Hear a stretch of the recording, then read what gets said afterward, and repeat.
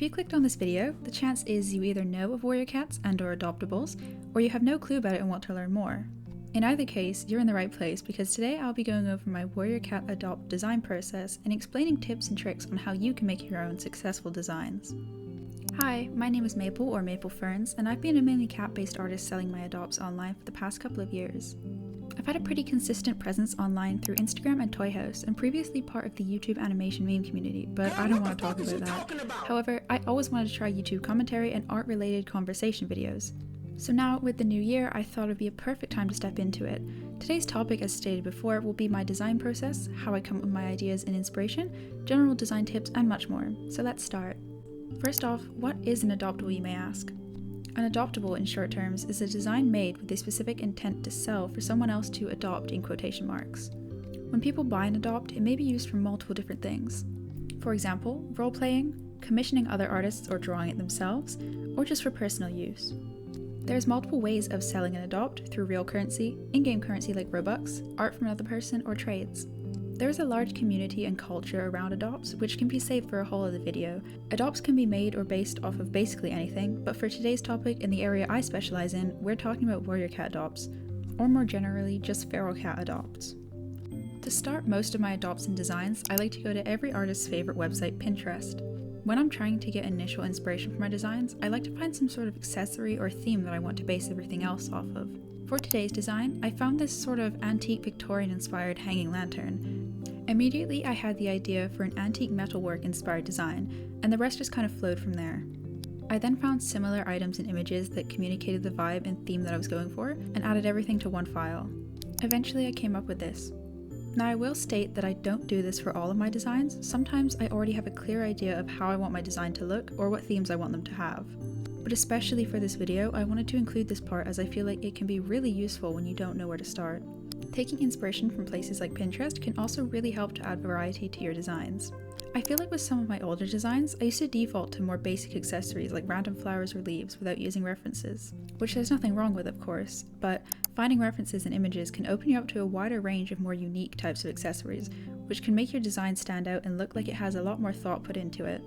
Once I've compiled my mood board or references, that's usually when I start with my sketch. Now, it's only my first time recording using OBS, and I managed to not film the initial rough sketch, so you've only got the cleanup sketch. My bad. With the lantern being the main focus and accessory I wanted for this design, I decided for whatever pose I chose, the tail had to have enough space and area to add the lantern to, as that's where I wanted it to hang from. The tail area was generally the main focus for this piece, so I chose this sort of half-crouch pose with their head near the bottom of the canvas and their tail nearest the center. Most of the time I'll use pose references, and especially if you're newer to drawing cats, I'd recommend using them or even tracing over real images. However, never trace over anyone else's art. There's plenty of really good stock images of cats on Pinterest and the internet that are perfect to use for adopt poses. For this design I didn't use a reference as I already had a very clear idea for the pose I wanted to draw, but most of the time I will use Pinterest or Google for stock images to use as references. Oh, and as a side note, I use Clip Studio Paint for all my art, and as for the pen, I use the felt pen, which is under the markers section. Once my sketch is completed, I move on to line art. Honestly, my favorite part of drawing. I love refining my sketch and drawing fur. I decided for this piece to go with a more curly and long styled fur length. I thought with the antique metalwork theme, the longer, curlier fur would fit the vibe of the curled and ornate lantern handles and other metal accessories I chose. It's the smaller things like this that you can take into account to really make your design stand out and feel more put together. An important thing to think about in your sketch or line art stage is the theme of your character. For example, if you want to base them around a winter or snow theme, make their fur longer to emphasize that. Or add accents like a unicorn-style tail if you're going for a more whimsical theme. It feels a bit self-explanatory, but these things can be so important to making a cohesive and appealing design. Also, whilst finishing up my line art, I like to go into the areas where the corners meet and add a bit of line weight. It's just a personal thing I like to do, but it adds a lot of character to your line art. Line weight in general is a great way to emphasize certain parts of your character and your design. Darkening the line art around areas of fur that you want to stand out can be really useful. Once I finish my line art, it's time to move on to colors and markings. This is always the longest and hardest part for me. I use a lot of my imagination and previous experience of designs to make my current adopts, but there's a lot of things that inspire me and help me, especially in the past, so I'll share them here. As mentioned in the previous stages, Pinterest is great for getting inspiration. In terms of the coloring and marking section, it can be great for finding different coat patterns, color palettes, and markings. And just to be clear, I'm talking about real images of cats here. Unfortunately, there is a lot of uncredited and re-uploaded work on Pinterest of other people's adopts. You'll see a lot of people in the comments of these posts claiming the designs, even though they're just re-uploads of already sold designs. That's honestly a whole other can of worms, but just to be aware, when taking inspiration from Pinterest, make sure you're not referencing someone else's work, especially as it's most likely stolen. Tangent aside, there's so many different colors and markings you can use to make your designs. I tend to go for more natural and light tones, but there's plenty of beautiful designs that use unnatural colors, so don't feel limited to just realistic shades. Going off of the antique metalwork theme, I already knew I wanted the accessories to be darker, so I decided to go for a lighter fur color to make the accessories stand out. This image here was the basic point of inspiration for my design. I always go in with one color as the base and then add more colors on top as I go. I love using airbrushing and harsher lines to create visual interest, and I find that really works well for adopt designs. Even though I had my basic inspiration to the side, I mostly went with what came to my mind naturally. The most lightbulb moment I had was the heart stripe on the forehead. I tried to mimic a similar shape to those seen in vintage metalwork gates and fences. I thought that combined with some general stripes all over the rest of the body and face would tie in the metalwork theme that I was going for. I added an accent of this lighter beigey color and a few darker ones to cement my general colors. The main areas I like to focus on in my designs are the face, paws, and tail.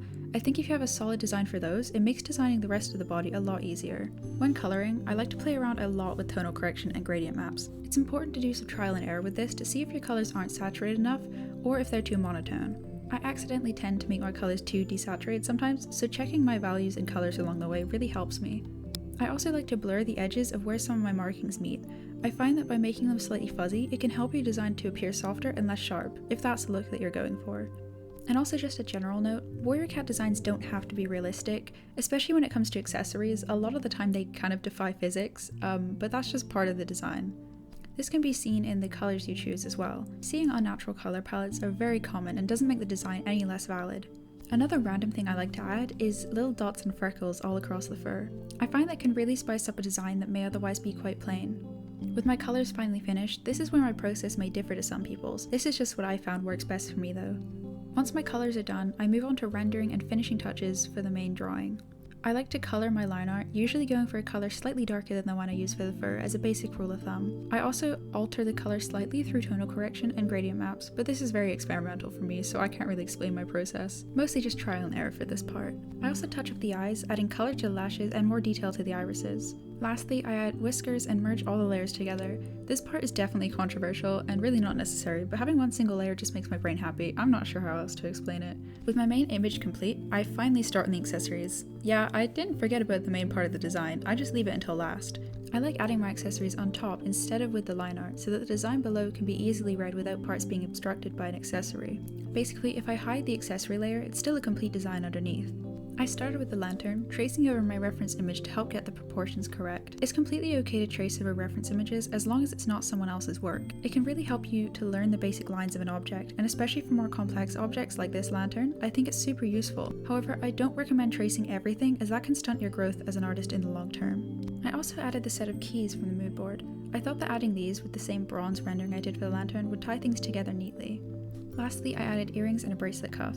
Neither were from my mood board, but for these I was inspired by general antique metal gates and metalwork. I thought the design looked a bit empty, and adding these really filled in the gap. It's important to not overdo the accessories, as your design may end up looking crowded and overwhelming. However, if that's the look you're going for, more power to you. Everyone has different tastes when it comes to designs, and what some people may not like, others may love. So definitely go with what you think looks best, even if you're not sure if it will sell. Along with duplicating some of the chains, I also duplicated the main lantern. I think adding multiple of your main accessory can be very effective, especially if the accessory is on the smaller side. Duplicating your already rendered image can also save time and make things look more coherent. For selling adopts, I used to exclusively use Instagram, and that worked really well once I had a solid following. I think with the algorithm though, it may be easier for someone starting out to use something like Toy House or a specific adopt Discord server. I now exclusively use Toy House and have found a lot of success there. I am a premium member, which means I can fully edit and code my HTML page, and I found that this can make an adopt really stand out.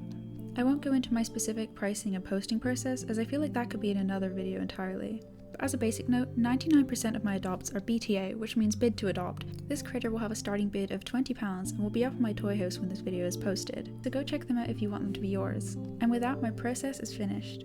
So that is my full Warrior Cats adopt design process. I really hope this was helpful or informative in some way. This isn't a guide for the correct way to make adopts. I still have so much to learn when it comes to making art and adopts. so your process may look completely different to mine, and that's totally okay.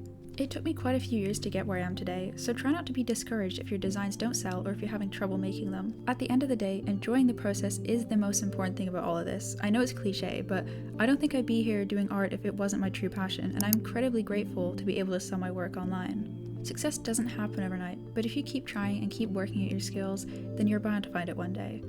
Thank you so much for watching this video. Please let me know your thoughts down below, and if you have any other video topics you'd like me to cover. Also, if you have any critiques or anything I can work on, please let me know as well. I'm very open to that. All of the links to my socials and this adopt will be down in the description below. Please subscribe if you'd like to see more content like this, and I hope you have a lovely night or day. Bye!